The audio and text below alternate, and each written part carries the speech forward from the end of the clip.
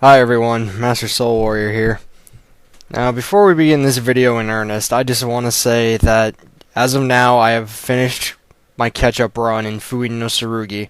The save is finished, I have all of the bonus maps, and as for distributing it, I tried to put it up on GameFAQs, but they apparently still haven't put it up yet. So for right now, it's going to go on my Dropbox. I'll put a link in the description of each of the bonus episodes to the download location for the Dropbox when I put it up. So anyway, without further ado, I believe it's time we get started on the 100 subscriber special. Now, if there's one thing about me that can be said, among other things that I do related to video games, it's that I have a very, very deep love for the Legend of Zelda franchise.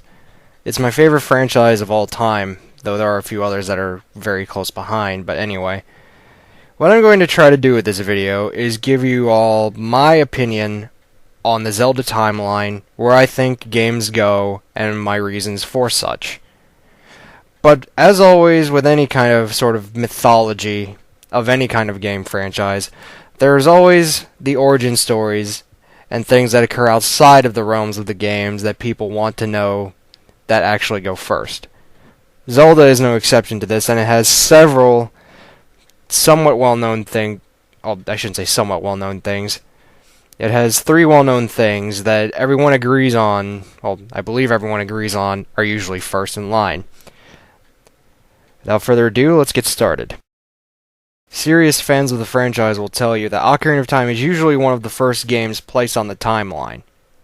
However, I'm not going to be focusing on the game itself.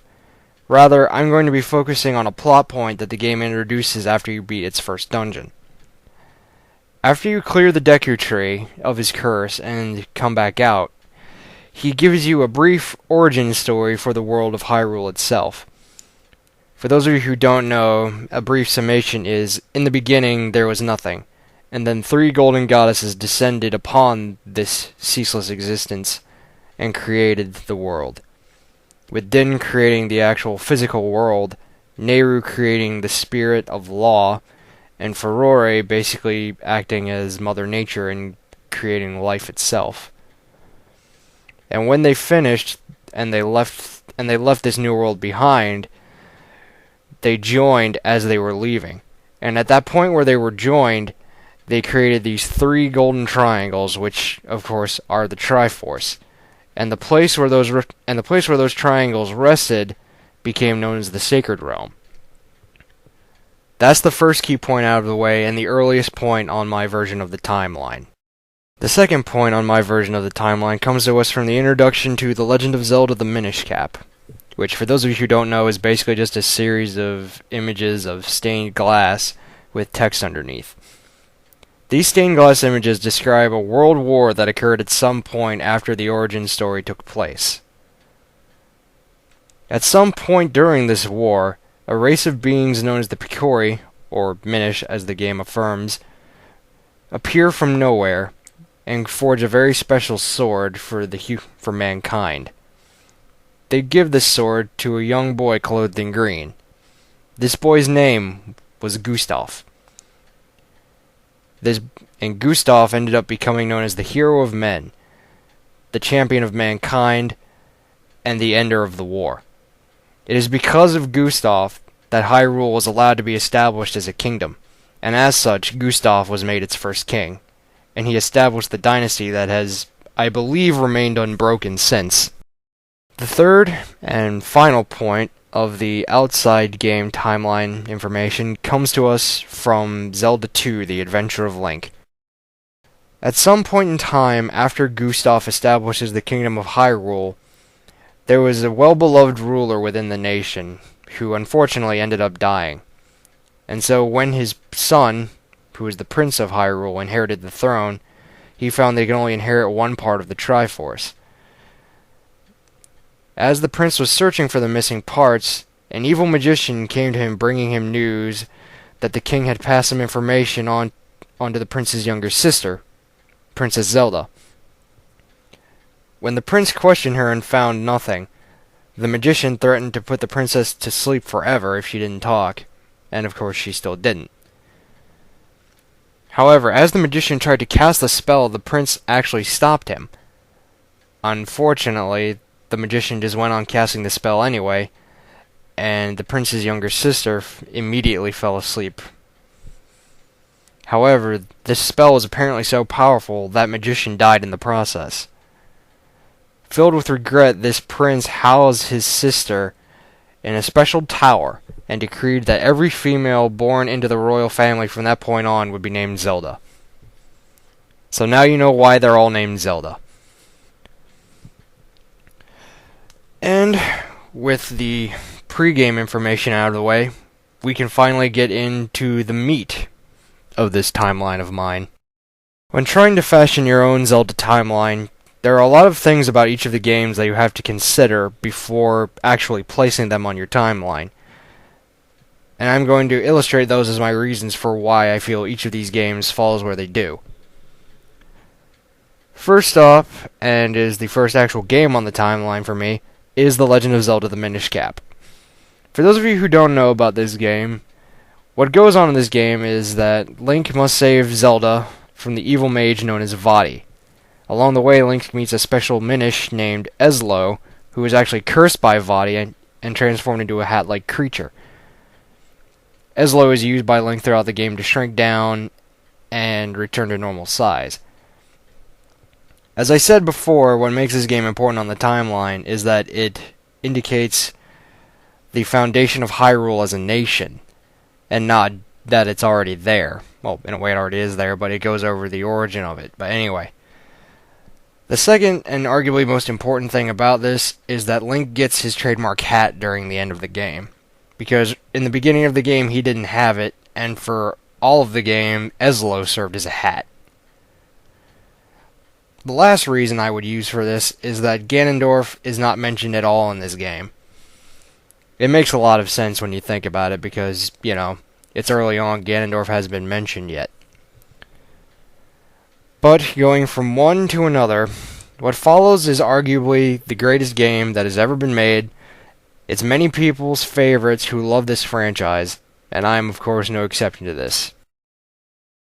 The second game on my version of the timeline is The Legend of Zelda: Ocarina of Time for the N64 and many others.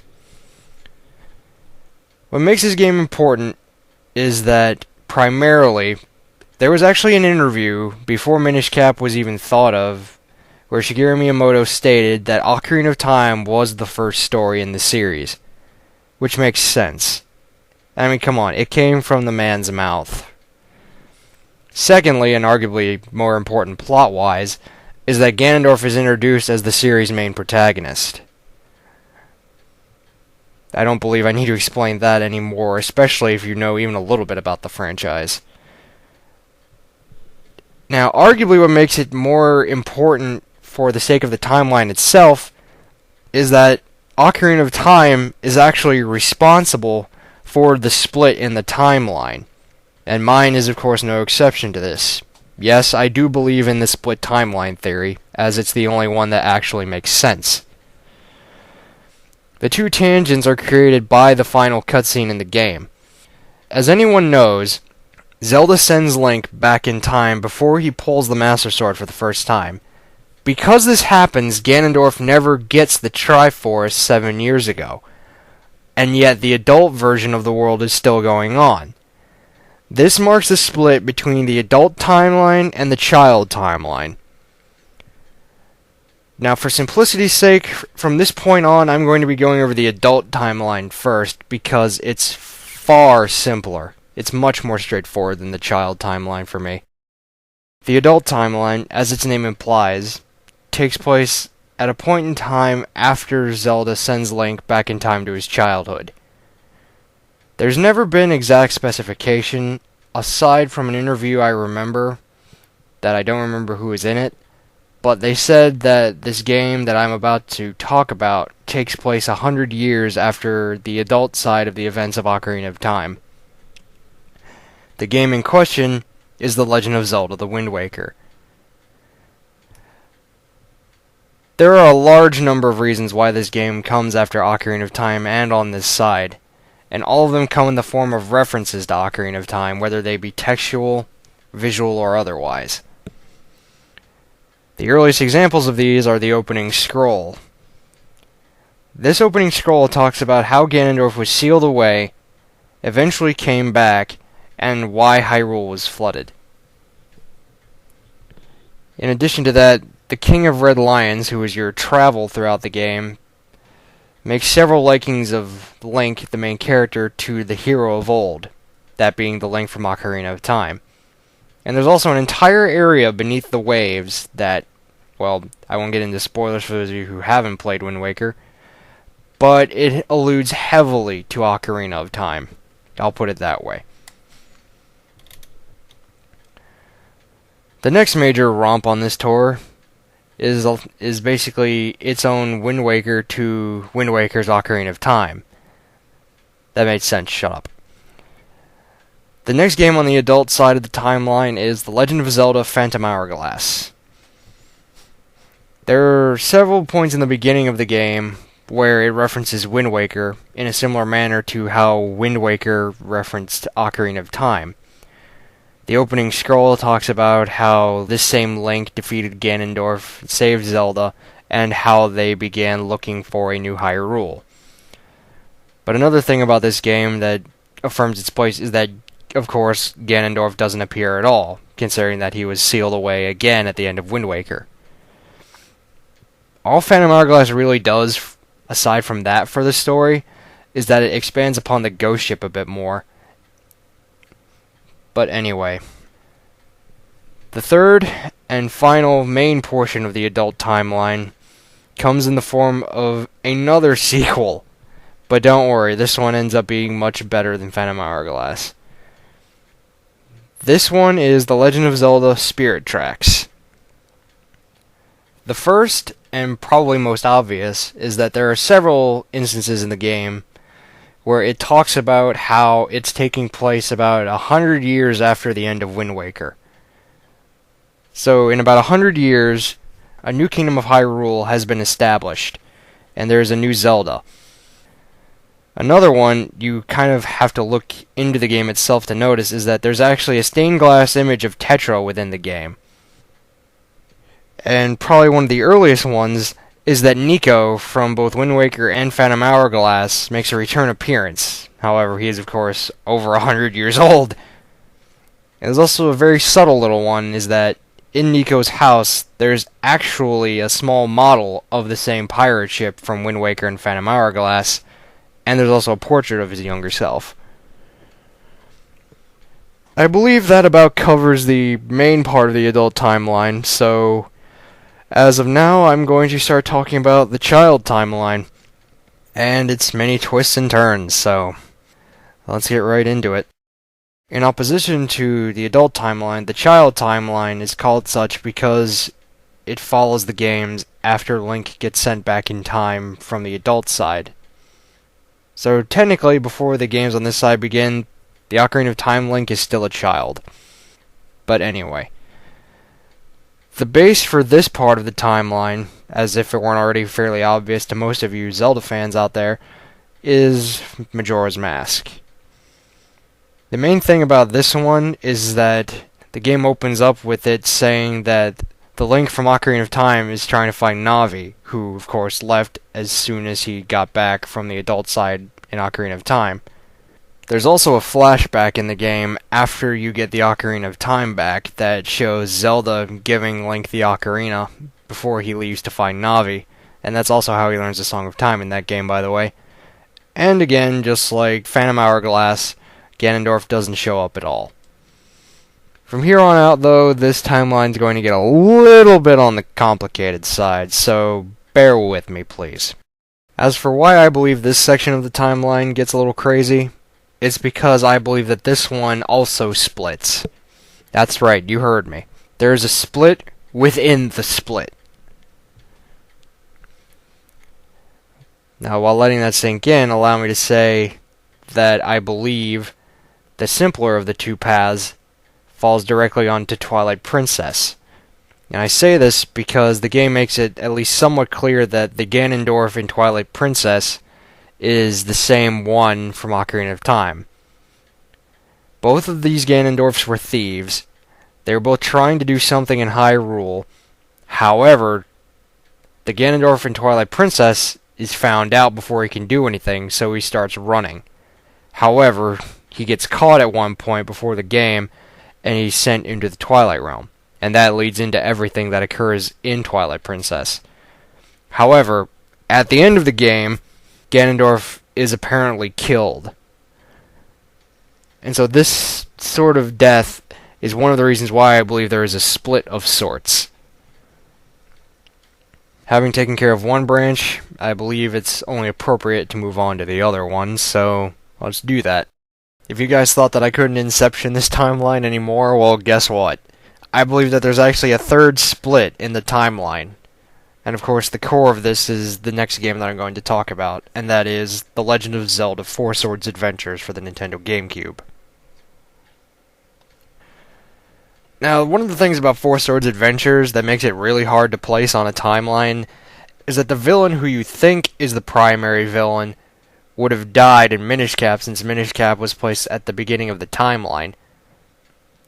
I do have an explanation for that. As for whether or not it's sound, I leave you to be the judge.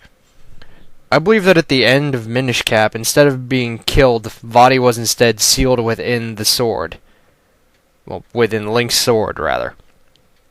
At least that's what I believe happens. But anyway, the main things about Four Swords Adventures that place it where it is that obviously Vaati comes back. Secondly, that Ganon is revealed to be the main villain, and at the end Ganon gets sealed away. This leads into two possibilities, which I will get into henceforth. Now, as with the other splits, there are two sides to this coin. The first side, and the simpler one in my opinion, falls onto The Legend of Zelda: A Link to the Past. Now you're probably asking, what on earth sets Four Swords Adventures anywhere near Link to the Past? Well, it has to do with Link to the Past opening, and a key gameplay point of Four Swords Adventures. In the opening of A Link to the Past, the story details 7 wise men who are controlling the Golden Land. Eventually, of course, they pass on, but their bloodline is passed down to the 7 maidens of Link to the Past. In Four Swords Adventures, you were tasked with rescuing 7 maidens.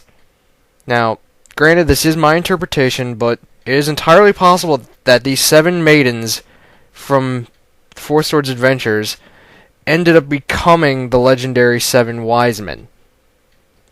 Secondly, in Link to the Past, Ganon is, of course, sealed in the Dark Realm. As I said before about Four Swords Adventures, Ganon was placed in a seal by the 4 links. It could very well be the same one. Again, interpretation, but then again, what about the timeline isn't interpretation? And the real thing that kind of sets the nail in the coffin, and this is the same thing that happened with Twilight Princess, Ganon is again destroyed at the end of Link to the Past. I guess now I'll talk about the other side of the coin, so let's mosey. And so we come to the other side of this third coin here. I know this is probably a little bit ridiculous for y'all to swallow, but trust me, look at it from the bigger picture, it'll make sense. Anyway, this game is, of course, the original Legend of Zelda. Now, I placed this one here because, as the game itself says, Ganon somehow swarms Hyrule. It's never explicitly stated how he got there, or why he came there. I mean, yes, I know it was a NES game, but still. It does lend itself to this section in the timeline very well for this purpose. I believe what happens, at least in one way, is that the seal placed on Ganon at the end of Four Swords Adventures falls apart of its own accord, similarly to how the seal placed on Ganondorf on the adult timeline falls apart for Wind Waker to take place. Now, as you might have guessed, my other reason for placing this one here is just like that for Twilight Princess and Link to the Past, because, again, Ganon dies at the end of the game. But this also puts in for its immediate sequel to be placed immediately afterwards. Which, of course, it is. The most obvious reason for Zelda 2 to follow Zelda 1 is, of course, Ganon is already dead, and that, it's the only numerical sequel to it. None of the others are.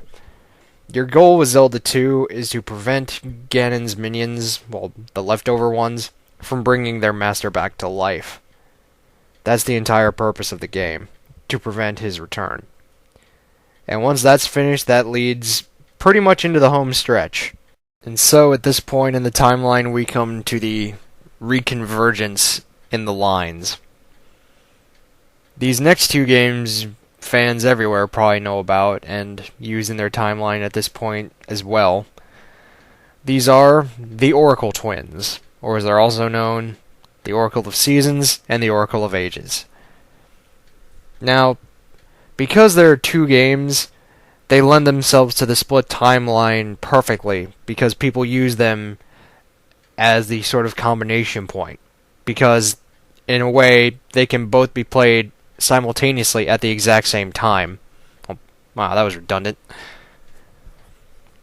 But people use them because they can occur at exactly the same time story-wise, and it wouldn't interfere with anything.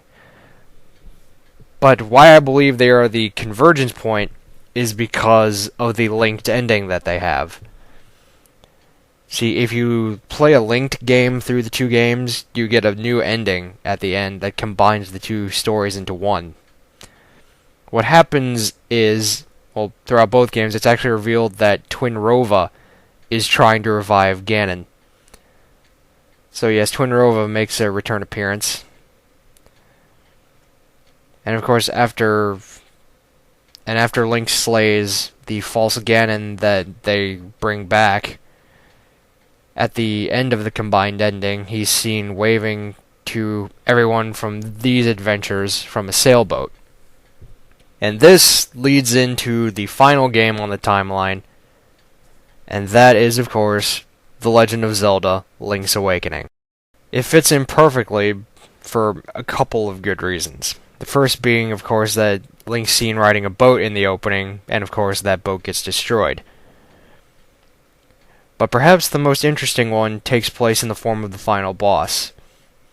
If you don't know about the final boss, it's basically a super shadow that takes multiple forms. It takes the form of two bosses from A Link to the Past, the first being Aghanim, and the second being Ganon, of course. So in a way, it's almost like Link is overcoming Ganon for the final time in some way. At least that's how I look at it. And of course, also at the end, Link's basically stuck in the ocean, but he has a bright future ahead of him, as detailed by his somewhat creepy smile at the end of the game, but yeah. I'm sure that looking back on this, a lot of you are probably wondering, why isn't Skyward Sword on this list? Well, here's the thing. Even though it has been confirmed by Miyamoto and Iwata on a couple of occasions that it takes place before Ocarina of Time, I prefer to play the games thoroughly first to see if there's any other little things here and there that could put it somewhere else. So, before I put Skyward Sword on my timeline, I'd rather be safe than sorry. But yeah, that's the end of the video, and the end of the timeline. I want to thank my friend Zach, aka Zora3K6, for providing the images that have been used for this, as well as the video that I'm going to place at the end of a follow-through of the entire timeline for you guys. So I'm going to put a link in the description to his channel, because he's a cool bro and he deserves to be viewed. But yeah, thanks everybody for watching. Thank you all for subscribing. I really appreciate everything that you guys have done, even though, well, okay, I'm going to shut up before I put my foot in my mouth. But yes, thank you all for coming here and liking my work. I really appreciate it all. Really, you really have no idea how much it means to me. But anyway, before I go on rambling, I'm just going to end this video. Thank you all for watching. I've been Master Soul Warrior. I will see you guys soon for the bonus maps of FE6. And from there, who knows? But yeah, I'll see you guys later.